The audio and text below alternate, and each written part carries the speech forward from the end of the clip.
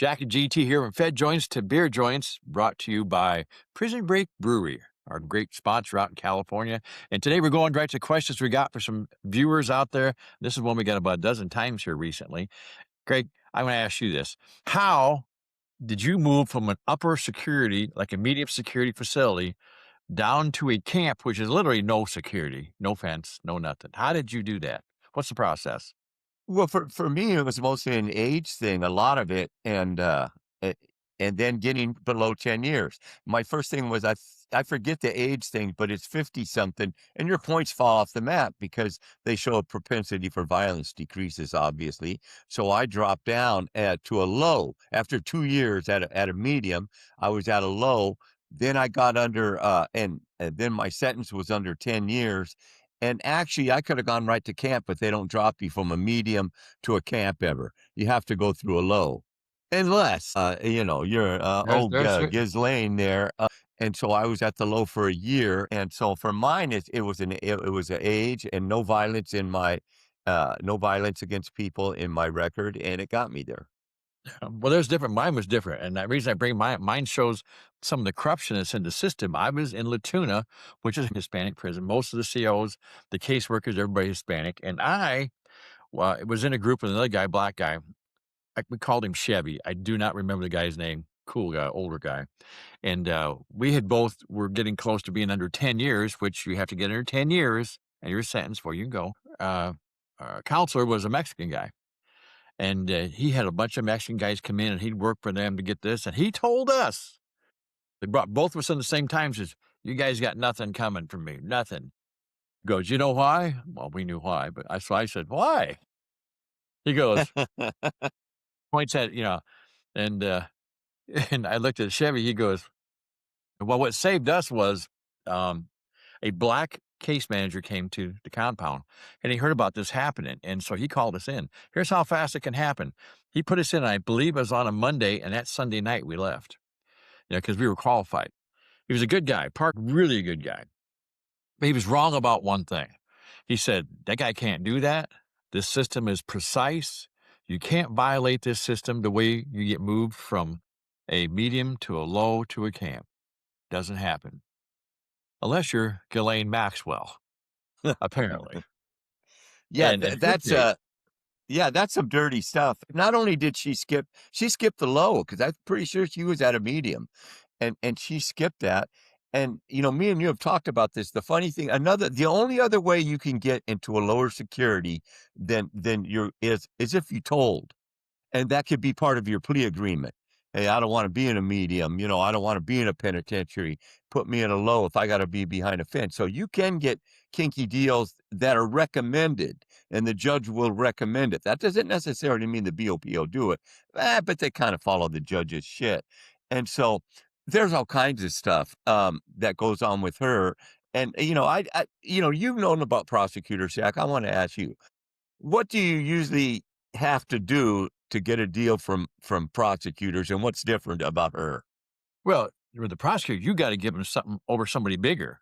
You're looking up here. Exactly. They want that dude or that dudette up there, and you're right here. So they're going to hammer your ass. They're going to tack your foreskin right to the floor. And as soon as you give them that, they take the tack out and let you Yep. slide over to a camp. Otherwise, they're jamming your ass in a tough place. And and they want you to know that. That's their leverage. And they'll take everything you got, but all you got to do is tell us about this person right here. It's all And better. this one, and so this one is so topsy turvy. You guys really have to understand, because I've been in so many federal courts and shit, that this is the absolute opposite. Is she basically got something good for not telling and for not naming names, and that just isn't the way it works. And I don't know what transpired, but I do know she had to say, "Well, our president had nothing to do with it," but it is not the way it worked in any way, shape, or form. No, I remember when I was in law enforcement way back when, and we used to, not the way the feds did. We get people a lesser charge if they were help out. Cooperate's a big word, You cooperate, and then we'll help. And they did. In this case here, which is really bizarre about this, is she got moved by an attorney general who said he did it. This his thing, Todd Blanche, whatever, Todd Blanche, yeah. because she didn't feel safe at the facility she was at. Like two or 300,000 other people. I mean, and they said that because the other inmates, they were kind of shunning her, not talking to her. And if you're a pedophile or you're chomo, how you want to call it, you want to be in prison, you're chomo, or you deal with them, or you had something to do with, moving little kids around. That's how you get treated. Yeah, That's just the way that it is. And so with that, he followed up by saying, if someone has a problem like that in the federal prison, that we're going to go talk to them and see what the issue is, and we're going to move them. I miss that day. When did that to start happening? That shit. There are so many guys and yeah. gals in the federal prison system that are bitching and writing letters and filing complaints every day. You wouldn't even believe how many there are, and no one comes to see them outside of maybe their mom, dad, a girlfriend, boyfriend. They just don't. No one. It doesn't happen. It's No. bullshit. No, they tell basically what the counselor will tell you is go hang out with the other chomos. Yeah. You know, they have a don't worry, you guys got a spot in the chow hall. Keep to yourself, and if nobody wants to talk to you, the other chomos will talk to you because they're starved for conversations also. Yeah, all these bullshit reasons they gave, and you really have to understand the system to realize everything they said's a lie. And But see, this is what gets me. One of the reasons you can qualify to go to a camp. You can be under 10 years. You can be nonviolent. You can be white collar, all that. But they won't send you to a camp if they believe the chances of you walking away or being helped to leave the camp stands out at all. They think that there's a chance of that. That ain't going to happen. And I can't think of anybody in this country that has ties with more people that want her to get away or something than Ghislaine Maxwell. I mean, all the people that know about it. And she's sitting there now holding, I don't know if I've ever seen an inmate hold more cards in my life, but might be kind of dangerous for her, some of those cards too. But she's sitting there saying, you know what? If I don't get this pardon, I'm not telling you anything. And you got to believe there's a lot of calls going to the White House. Don't give her no pardon. yeah, Because look at the names this, and there are more coming all the time. Uh, the only way she can get a pardon, I think, and we discussed this, the only way she can get a pardon is the complete opposite. If you agree not to talk, we'll give you a pardon. I'll bet that happens.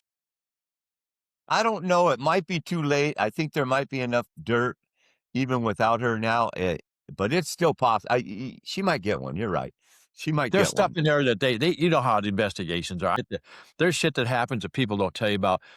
She's in a position not only to tell you what happened exactly in this room or on that boat or on that island or on that plane, but to make up shit she wants to and how you're going to prove her wrong. She's in that position, you know?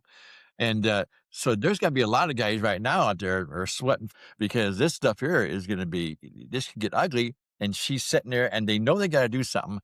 And this is the first time in my life I've seen both sides of our government, all sides of our government, every branch of our government. Everybody somehow has something to fear about this, I guess. Everybody. Yeah. This isn't a Republican issue. This isn't a Trump issue. This is a bunch of rich bastards hustling up young girls issue is what it really is. And that's what this is coming down to. I think both sides, well, look, come on. This stuff started, I think, during Obama. Yeah. And then Biden, when first Trump, Biden, this isn't a Trump thing. Trump just has a way of making himself look more guilty, but they're all in on they're all in on the cover up. Yeah. He just can't shut up about it, and they let it get away from him. Well, bottom line is it's so bad. I think this will go on forever because they get just little bits and pieces here, bits and pieces there. And then you got to get people to actually go after it and prosecute it who were not involved in it. And look at these, you got to get somebody who's probably like 11 years old now. Wait till they get out of law school in 15, 16 years and have them do it because that's how long it's going to take because it's crazy. But the bottom line is we are not experts on all up there. I've done investigation, but moving down the ladder, that don't happen. that Todd Blanche lied through his teeth. He lied. There's a freaking shocker. Uh, Someone in the Department of Justice now lied? Jeez, I can't yeah. hardly believe that. Anyway, you gonna close out with? That'll about do it. I'm sure we will be coming back to this as the story unfolds. Like it or not, we're coming back, so be sure and subscribe. You get a chance to do that, and look at us a little later on. We've got some shorts coming out about this and some other stuff. Take a peek, see what you think. Jack and GT here from Fed Joints to Beer Joints. Have a good day, folks.